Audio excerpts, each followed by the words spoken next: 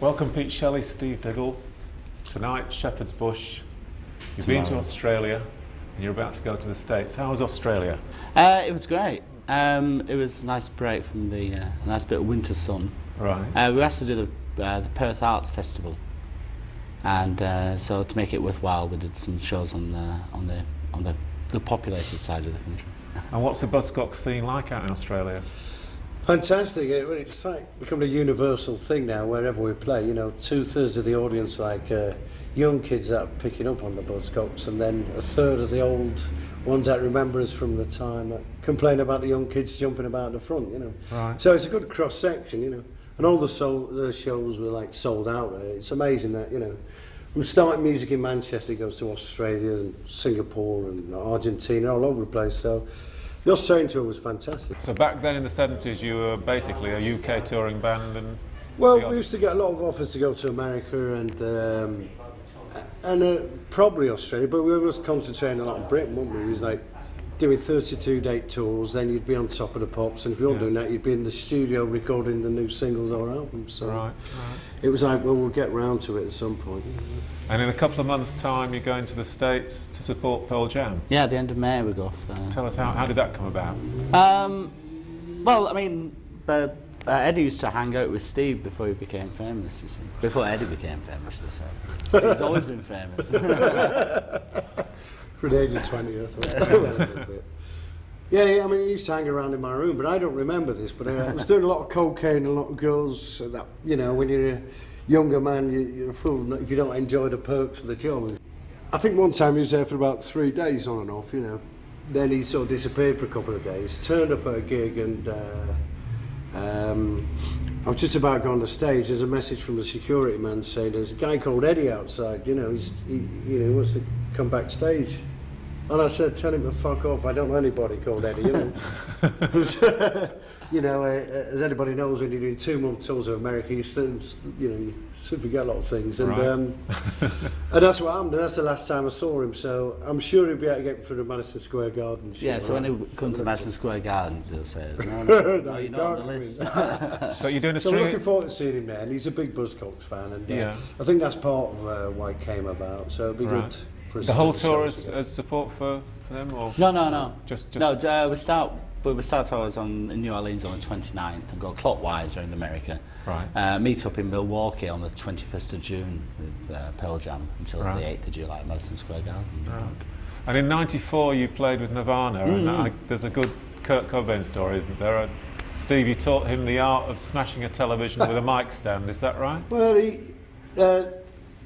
Nirvana, you know, they had the #1 album and single, and we was playing in Boston, and they turned up with a gig, and we was doing a tour called the Trade Test Transmissions Tour, where we had like, you know, about 10 televisions showing this collage of video footage. But at the end of the set, you picked the mic stand up and smashed all the televisions. We went through thousands of them on these tours, and he really liked that, you know. He said, I like the way you smash the televisions, man, and all that stuff. So I nearly got electrocuted at one place, you know. So it was an old solid mic stand, and it went through the TV set. If you hit the wrong place, you know, you get a hell of a shock, you know. And I couldn't let go of it at one point, you know. I was nearly dead. Luckily, it didn't hit the most crucial bit where I would have gone up in smoke. So after that, I perfected the art of throwing the mic stand like that, letting it hit the screen, tap the screen, and then it implodes and all the smoke and all the thing comes out right. So there's an art to it. Yeah, there's an art to it. It took a long time, so he said you graciously passed this on to Kurt. So I passed it on. I said, if you're doing it in the future, because he said, I remember smashing a TV set up, man, and it was great, you know. I said, I've been doing it for about 3 months now on this tour, you know. Yeah. And I said, I perfected the art of it and shown him how to do it. So he liked that, you know. So and on this tour, is it going to be very much plugging the new album, the no title album? No, not really. I think about 77% is previous albums, right, and 22% is approximately. Right. But the figures may change. Right. And Pete, I read somewhere that the no title album's been described as dark, and you were quoted as generally feeling a lot of angst around the time you wrote it. Yeah, I mean, what's that about? It's very, cathartic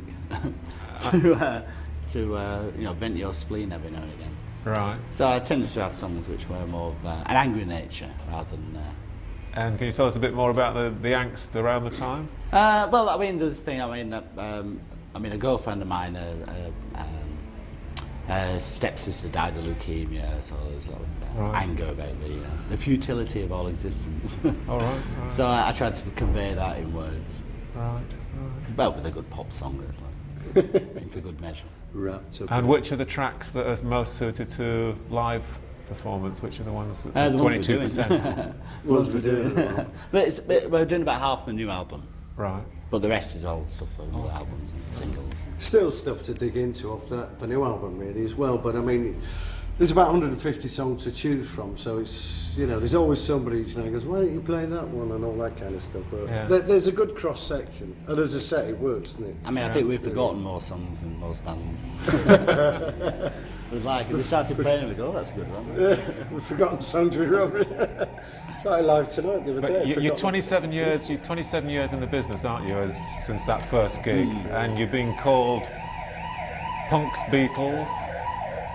You're being called the godfathers of punk, pop punk. And you so bears arse, we were first of all. Yeah, that's Sounds Review. Very first review, yeah. Which of those labels, looking back, those 27 years, which of those labels are you comfortable with? Punk's Beatles, do you see that? Both of the best. I mean, I suppose it's a melody.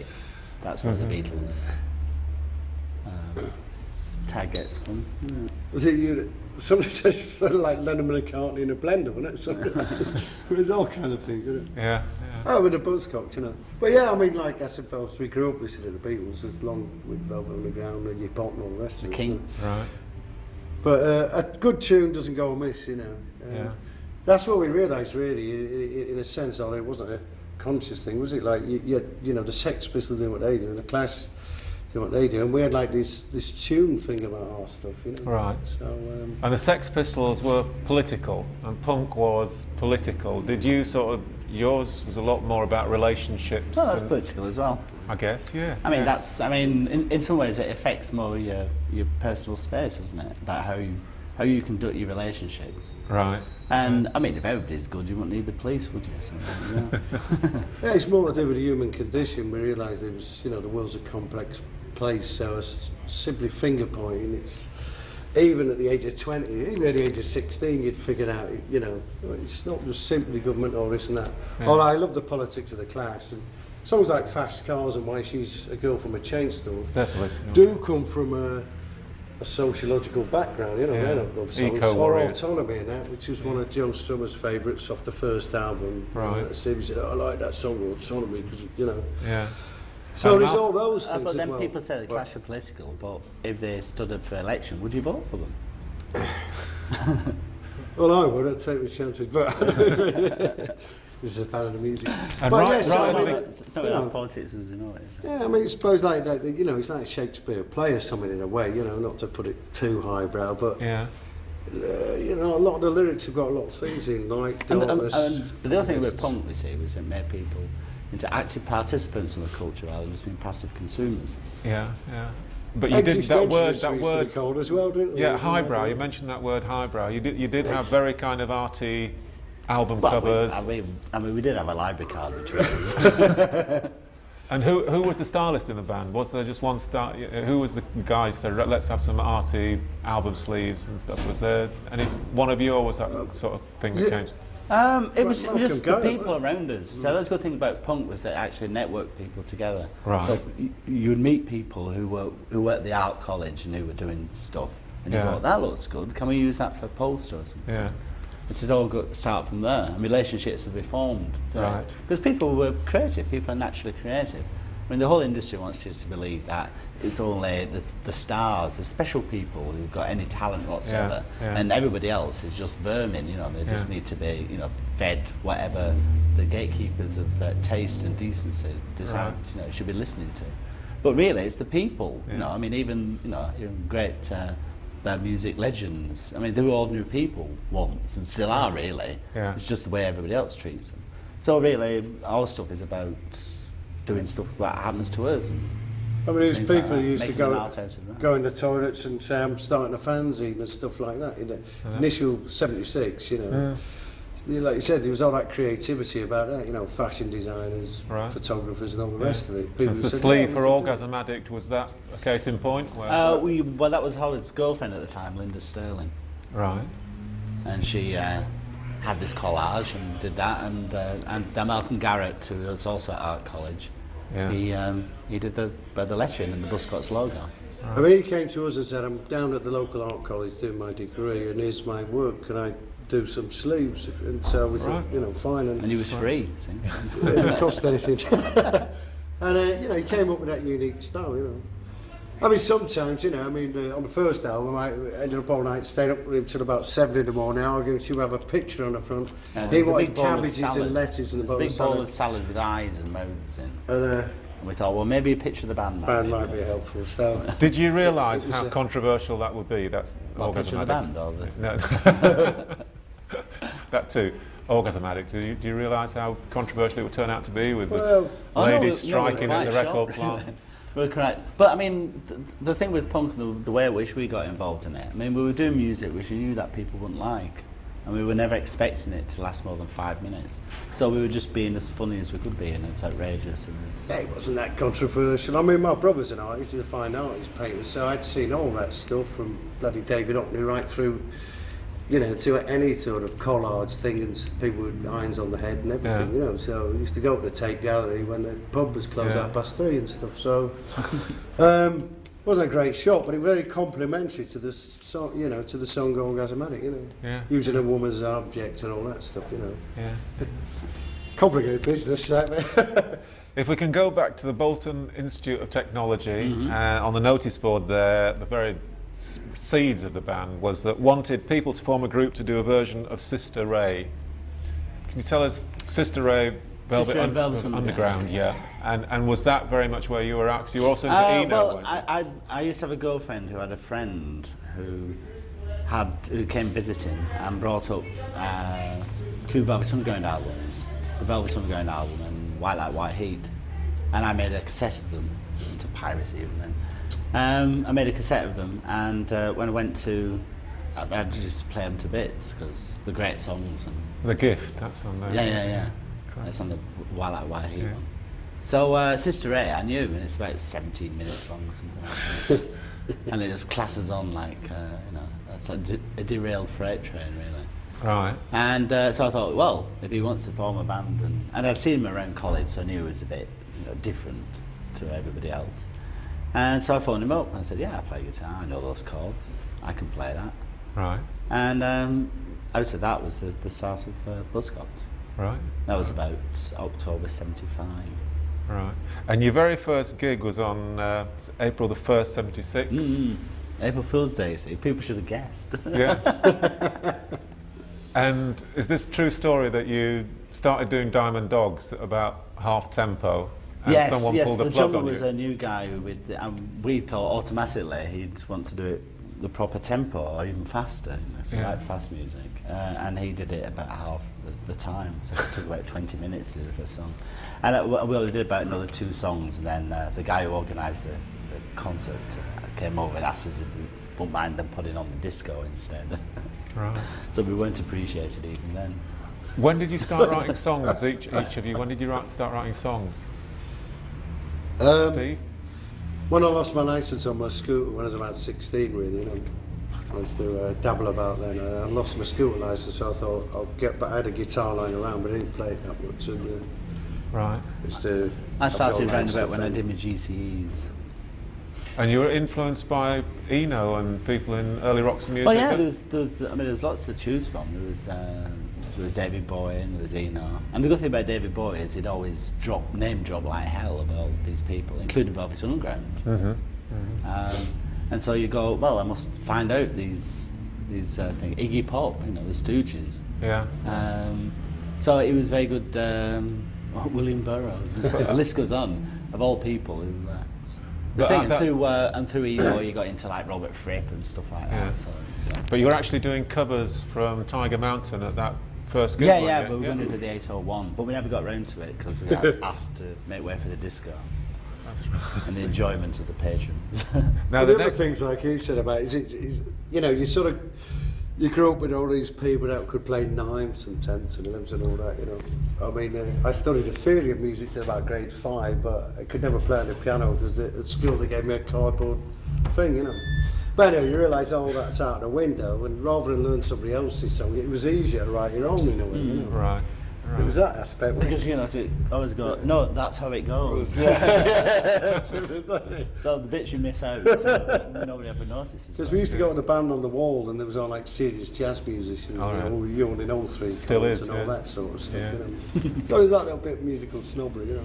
But then when we played there in the early days, they said, check this out, and it blew them away, you know. So. Right.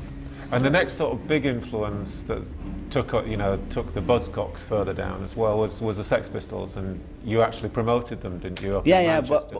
But we'd read their first review in The Enemy when they played the Marquee, and I was going to be down in London, so me and Howard went down together, and he borrowed a car and we split petrol money, and we spent these. It's very vicious. I know.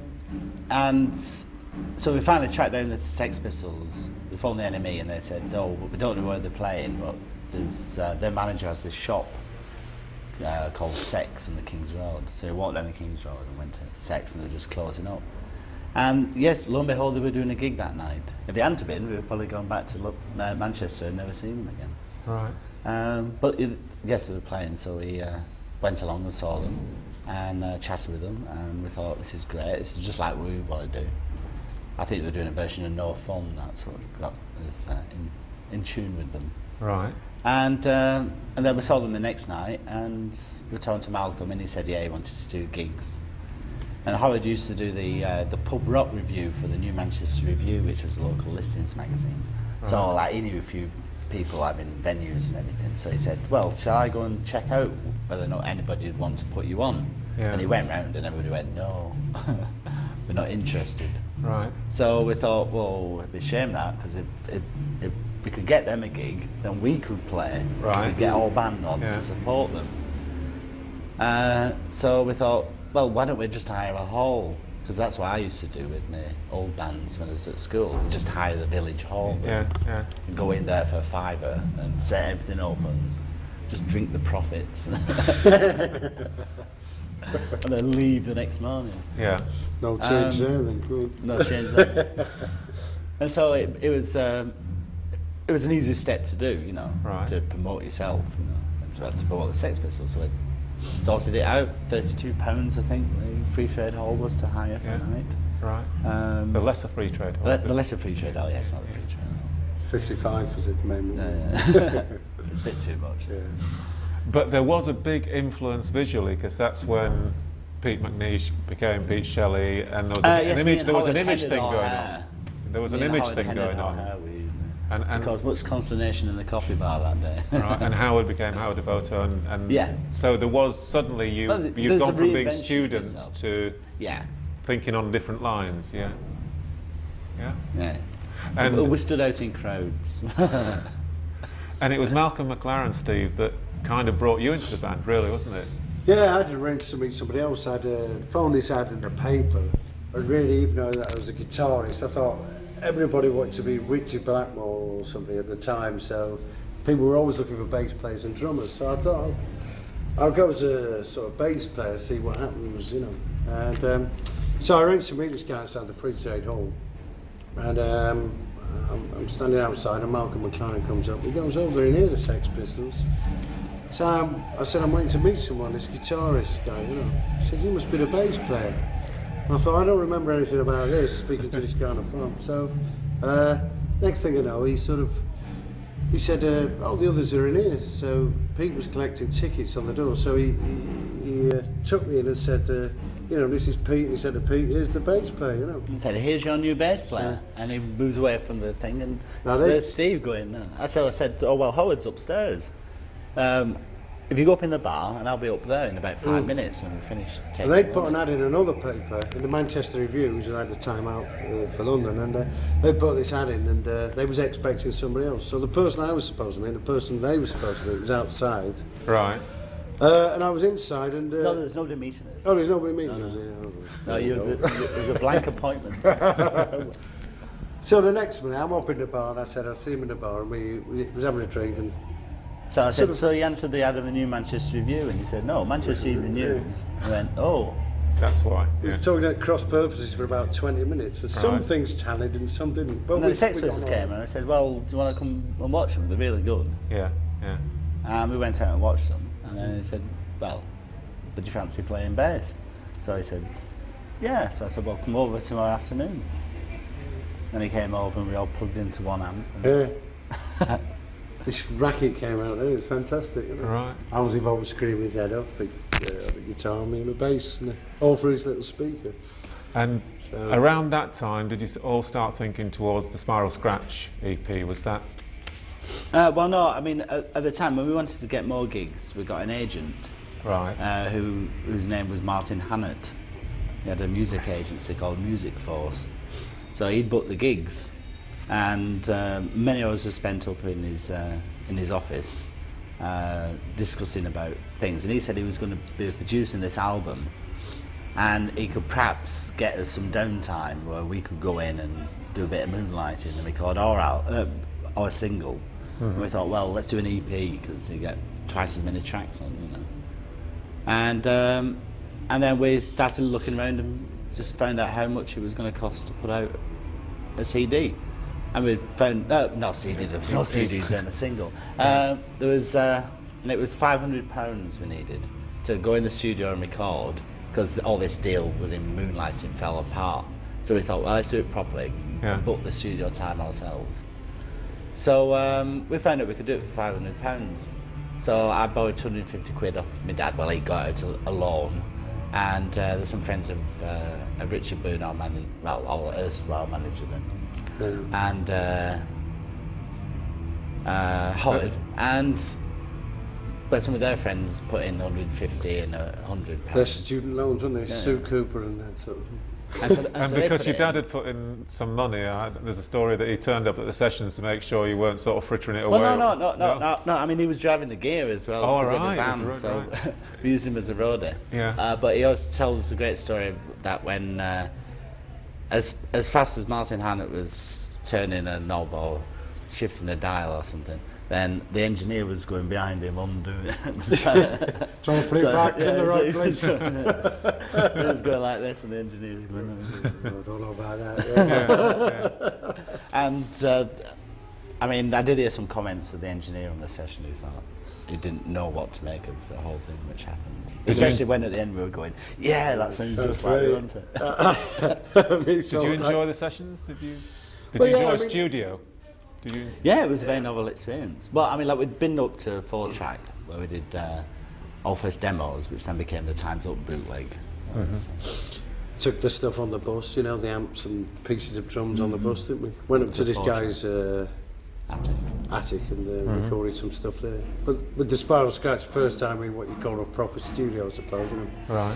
But it was all over in an instant, really. You know, Yeah. it was like you just went in and banged it down, and like you said, you know, Martin Hannett was messing about, but it sounded terrible. In fact, a terrible beauty was. Yeah, it was only one day fantastic. we were in. Wasn't it? Yeah. In the studio. It was in the pub by 5 o'clock or something, yeah. Right. But we knew there was some magic there, as horrible as people thought it might have been or whatever. It was a fantastic, unique sound, you know. And around that time, late 76, 77, Buzzcocks as a name was beginning to pick up. You'd supported, you'd been on bills with the Sex Pistols and the Clash by that time.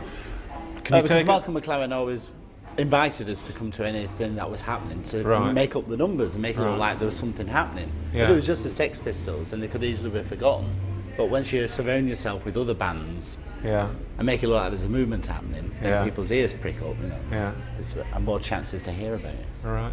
And he actually, I think Stevie said to you that, you know, he really was into your songs and that they had real content about them, was very encouraging about, you know, the track that you were taking about songwriting. Malcolm McLaren.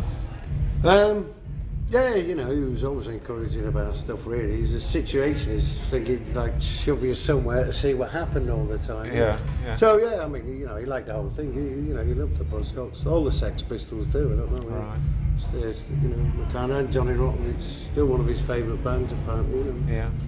And Spiral Scratch was, as an indie exercise, the very first one. Is that right? Well, I suppose other people may claim fame, but the resurgence of people deciding to do it themselves, you know. Right. I mean, I think we brought the mental barrier between, oh no, I can never make a record. Yeah. That's too sacred. That comes from the big factory on the hill, you know. It was amazing notion, really, wasn't it? But Just then to you think put in your own for 500 set. quid you could go and do it, didn't it? Yeah. Because you thought you'd Did have it to go make on you your money? hands Did it and make you knees. money to get Well, I amps mean, we and sold it stuff? as a pound for an Yeah. EP, which was quite reasonable. Yeah. And we had 1,000 made, and we sold those and made some more. Right, right. And it financed us for when we did the White Right tour with the Clash. Yeah.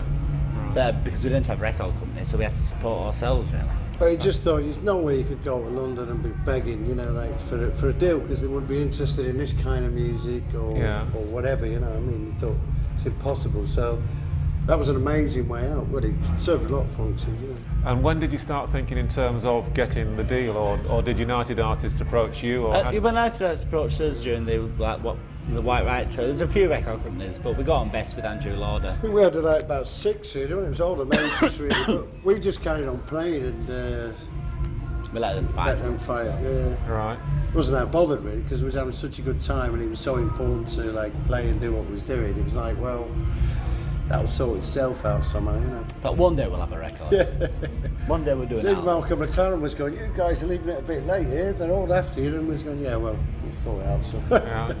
So tell us about the sessions for Another Music, the debut album. How did that? Well, we'd first gone in there. I first went in there with doing the vocal track on Orgasm Addict. Right. On the day when Mark Bolan died. Yeah, and I gather the studio was just down the road from where he died, Olympic studio in Barnes. So it was just around the corner. Well, and you signed the deal the day that Elvis died. So, yes, so there's a curse of Buzzcocks. String of deaths around Buzzcocks is weird, isn't it? But that was a fantastic studio. That was our home, really. After Orgasm Addict, we did the first few albums there. Right. And it's got a lot of history. The Who have done stuff there. Who's Next and all that. Led Zeppelin, the Stones. All those screens from the Jean-Luc Godard film, those colour screens, where Brian Jones is out of it and all that, and they're doing Sympathy for the Devil. That's all in that. All those screens were there, you know. In fact, one of those screens is on the sleeve of that album. Right. It's just there in the background, but it's a bit dark, you know. Right. So it was a massive big room, and we had these pots with little 8-inch amps. The people at A1 Music in Manchester said, "What are you buying those for? You could get Marshalls and stuff." Yeah. And we said, "No, we like these little combos, didn't we, H&A?" So a cheap amp in a massive, big, beautiful room, you know, gave it a good combination of contrast. And it was, I'm around the corner, there was a really good hamburger place. Right.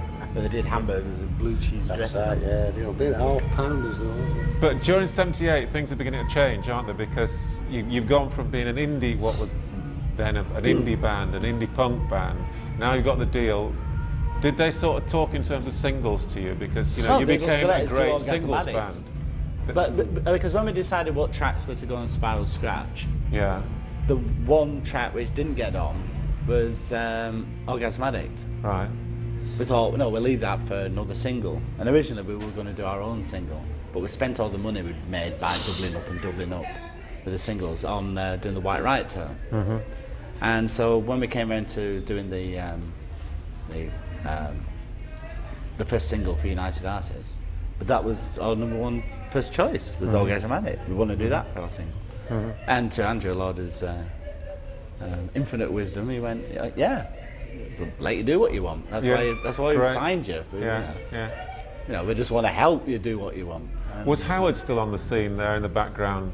At that point? He'd really started magazine by about that time. But early on when I really left in just after Spiral. But we still friendly, you know? Yeah. I mean, he did about 9 gigs with us or something, and then we'd done Spiral Scratch, and he said, "I want to leave now," you know. Yeah. And we were sat like this on a couch, and was shocked for about half a minute, and then said, "We'll carry on." Yeah. Okay. So because he always wanted to play guitar. So Right, yeah. that was good bass as well. player. And I had a friend called Garth who was a bass. Could you understand his decision when he announced it so suddenly? Just when things were beginning to take off? Well, there was still no blue, future in it. There's no future in it. It was, punk. Just after Christmas of the Christmas of '76, when the Sex Pistols couldn't play anymore in the country, really. All right. There wasn't really all that much future in punk. I mean, it was a shock, but it was the right decision now, looking back, because you had the Buzzcocks. I don't know where it would have gone if he'd have stuck around, really. Yeah. You know? I mean, he started the group in a sense, you know, with Pete, but Right. I don't know He where had it two would have guitars gone, really. then. And Yeah, I was could very- move over to yeah. guitar, so we had that other guitar interaction going on, which yeah. took it onto the, what used to be on the classic lineup at that point, you know. Yeah, yeah. And took it to that other level, you know. And it was more, I don't know, we could rock more, you know. Howard it's quite internal and that, you know, Spiral Scratch. I don't know where we would have gone from there, but Yeah. we opened out a bit and we could deal with the shop floor as well as other things, you know what I mean? Like, it was like slit your wrist open and like look at every emotion. And Yeah, yeah. we weren't as cagey as Howard about it, you know. We didn't measure ourselves as much in that sort of sense, I don't think, you know. Right. So it was accessible to people more, I think, really. Right. Particularly when you're doing like 32-day tours at a time, you know. Yeah. Just for single, that one. Never mind an album. Yeah, So- the tours that people do. Yeah. So by him leaving, did us a favour. It did me a favour, so I could move on With the guitar, like yeah. Pete said. So I felt a lot better because I wasn't a bass player. You know, I was a fraud really as a bass player. But, Right, right. And how were your But it put songwriting? it into disarray, you know, for that little time. But it was the right thing to do, really. Plus the fact you got magazine, Yeah. magazine. So And he we was happy for your forced- success. There was no bitterness about it. You were mates afterwards, and it worked out nicely. No, it was his decision, and he was happy. I don't think he would have lasted the course either, really. I think it might have got a bit weird for him, you know. Yeah. Just me and Pete like to go to the pub and have a drink now and again and stuff like that, and Howard's not kind of one of those people, really, is he? So, Have a drink, I don't know. Well, I did remember once, yeah. He usually orders food. Last 6 months he came for once. He usually orders something to eat. Sensibly. So in a certain way of that sort of first stage, around September 1978, that was when Ever Fall in Love charted in at number 12. Did you ever, 2 years previously, think that would be, you know, where Well, Buzzcocks... no, like I say, it was the most uncommercial form of music we could think of. So were you laughing in a certain way? Was it like a joke inside, you know, that Top of the Pops and all this kind of thing was... It was a bit of a scary joke, wasn't it?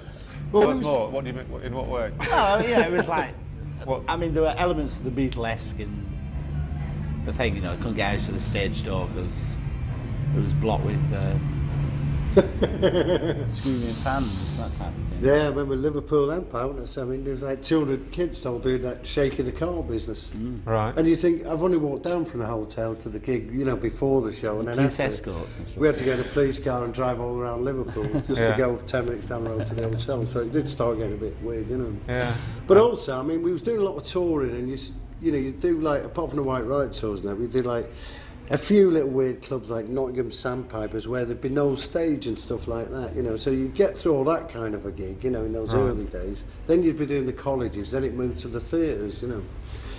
And so you'd sort of become accustomed to this thing, really. So by the time you got to the Top of the Pops, it wasn't as big a deal as if you just like wrote a song and had a hit and not done all that hard work and sleeping on floors and talking to drug addicts and mad people and people that really wanted to get involved with stuff in the punk thing. So it toughens any band up or as a person, you know. It's like going to Nam and back, really, you know what I mean? Like, psychologically, it can have a lot of effects on people. And I think you told Uncut magazine recently that the groupie scene and all that scene was a lot wilder than ever got out into the press. Is that right? Yeah, somebody saw somebody in Brighton yesterday who used to come on tour occasionally with us, and he said, oh yeah, he used to have really wild parties. I said, what, really? He said, yeah. I mean, it was, you know, like, as far as he was concerned, we were there.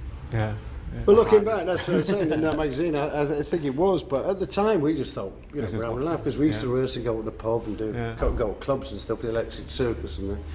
And because we was on tour, you know, go a bit crazy. There's a couple of things here and there like that, and you know, there used to be vanfuls of girls, so you could have your choice. Some And wine you turn or, up and there's beer. and beer and all that. Yeah. So it used to be great invading hotels and like, you know, crazy stuff going on. But there's a lot of good fun there, you know. It was like, But very, very hard work as well, because in '78 it was just about 6 months no, between but the in first some way album and the second. You had 6 months, which is no time whatsoever to bring 2 albums out. Was Oh, there no, a lot no. of pressure on It you? was it was, you know, it was like Gig, studio, travel, Yeah, gig, yeah, studio. yeah. But that's where the madness came in.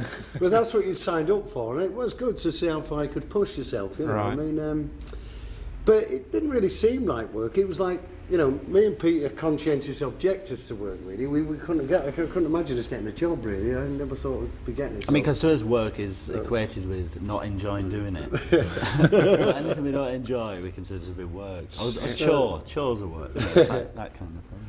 So the next thing, you know, you're working harder. I just think, well, people in an office can go home at 5 o'clock. We're open 24 hours a day, you know. Because even after the shows, people asking you stuff and all that. But, you know, that's the nature of the thing. So, you know, you can meet girls and talk to blokes about what's happening in Sheffield and all that. So you do become like, you know, an anthropologist studying every local town and different things, and they're going, no, this doesn't happen here and all that, you know. Musically, how would you sort of contrast the 3 albums that came out during that time? I know the music, Love Bites, and a different kind of tension. How would you...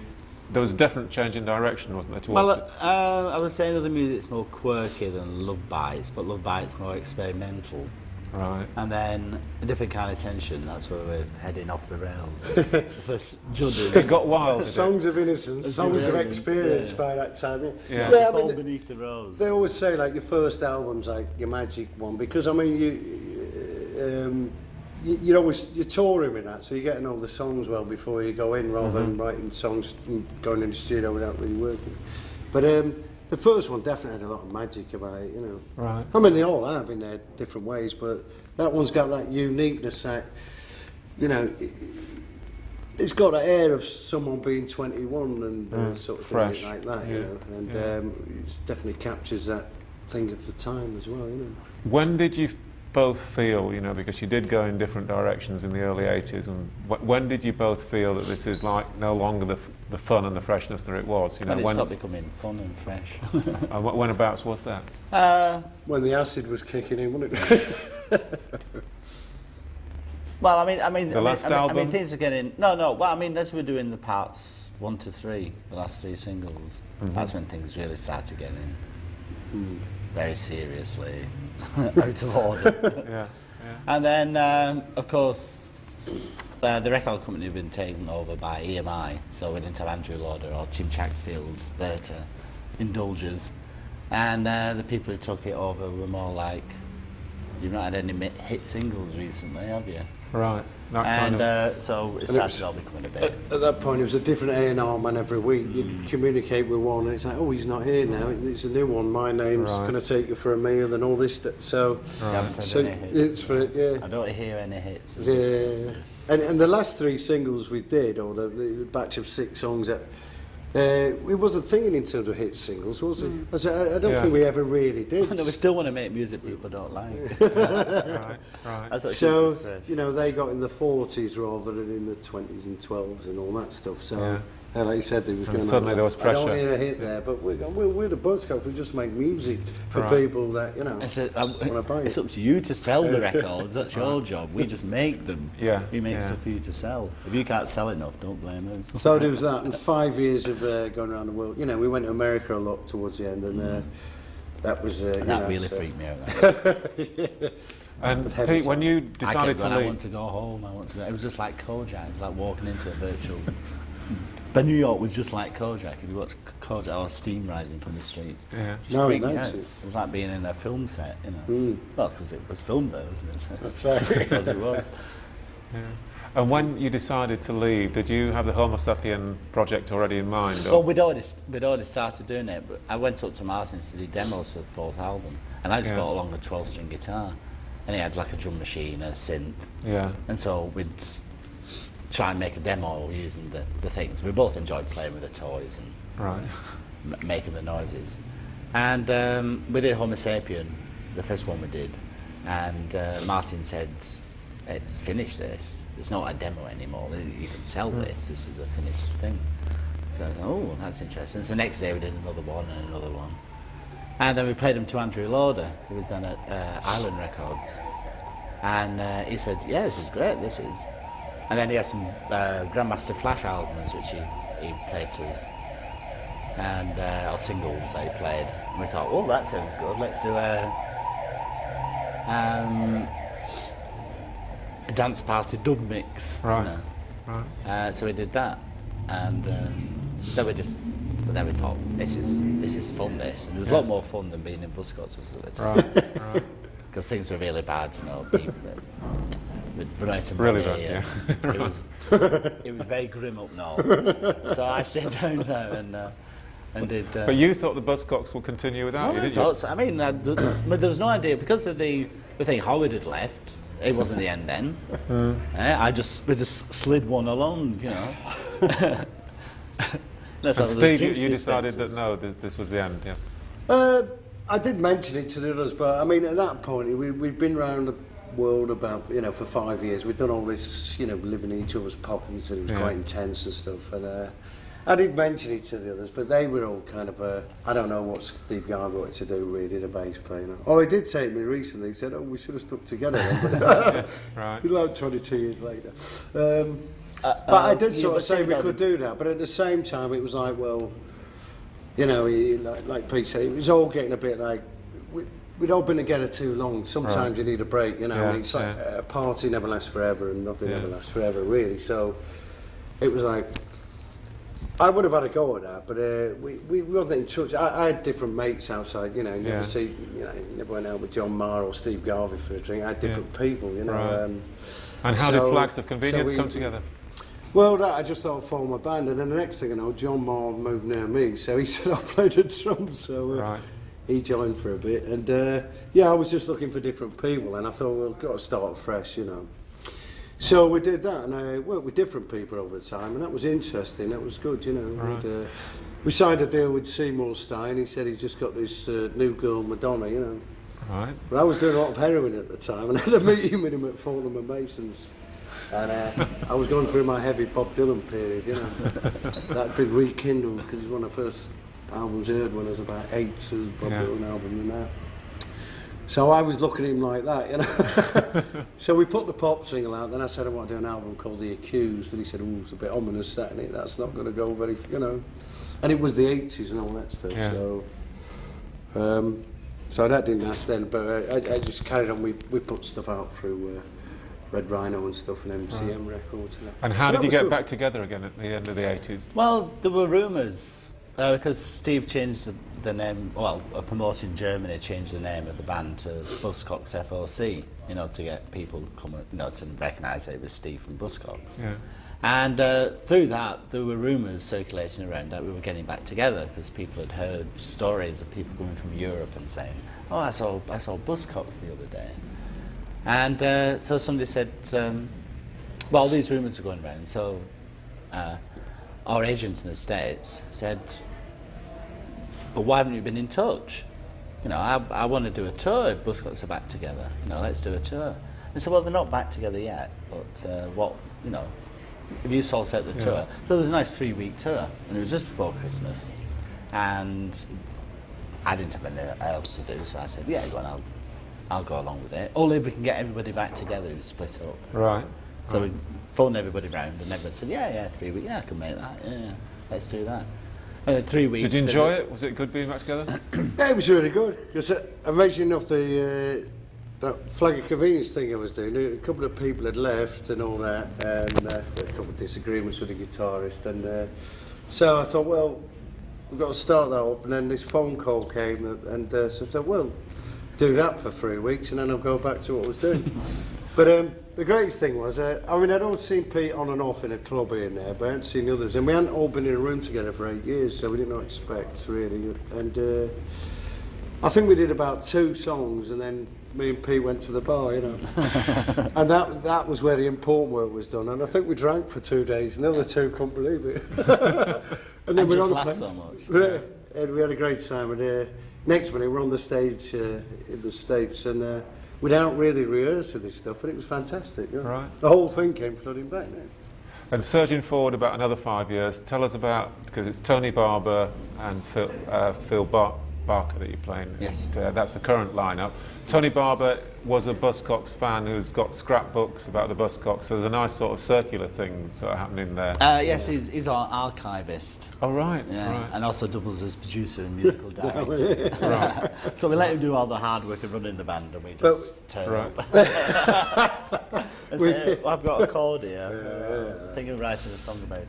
But I forgot what I was going to say. Well, He the was a motive fan. for We this tour. auditioned these other people, and it was a nightmare, you know. Right. Gary Glitter's drummer came. Right. All these fucking people. Tears for Fears drummer. I mean, Steve Garvey auditioned, and he was just going like a drum machine. Fantastic at a drum machine, but he couldn't do. So, and then we had these other auditions. We was auditioning these people, and along came Tony, and he knew the stuff. He you knew know. the songs, and Yeah. he'd been round and spent a day or so with Phil, actually teaching him the things so they could play together. As, Right. It Phil- sound like the record. Phil just so came we to thought stand they'd- in, didn't Yeah, he? we thought they'd got a tape recorder or something. Yeah. Started playing because it sounded like we knew and understood the songs. Right. Because he'd have to go, no, it's a bit faster than that. And we Right. go, no, a lot faster than that. And we didn't have to do that with Yeah. Phil and Tony. So that. Yeah, so Phil came along just to sit in for the session because we didn't have a drummer. We was just Mm-hmm. auditioning the bass player, but we said, "Oh, we'll have the two," and that was No, it, really. but they came as a Did they? pair. We were looking Oh, for right. I both. thought whatever. So Anyway, Tony it's, is archivist, producer, Yeah. ideas man. Was it his idea? Because on this He's tour even that selling merch on this. well, talking about the merch, I mean, so the one thing that you're sort of putting out as a merch on the album, on the record side is a pink vinyl single. Let's see that. Yeah. It's, Going back to the 70s. this is a joke that comes out on this. That's I'm a Jerk, which is from the No Title album, yeah? Yes. Yeah. And then there's a song of Steve's that we did in the sessions for the album, which appeared on the album called Don't Come Back. And then a live version of Oh Shit, which I think is from Toulouse in 2000. Yeah, Toulouse in 2000. Right. Pete Shelley, Steve Diggle, thanks very much for your time. It's been great meeting you. Thank you. Thanks a lot.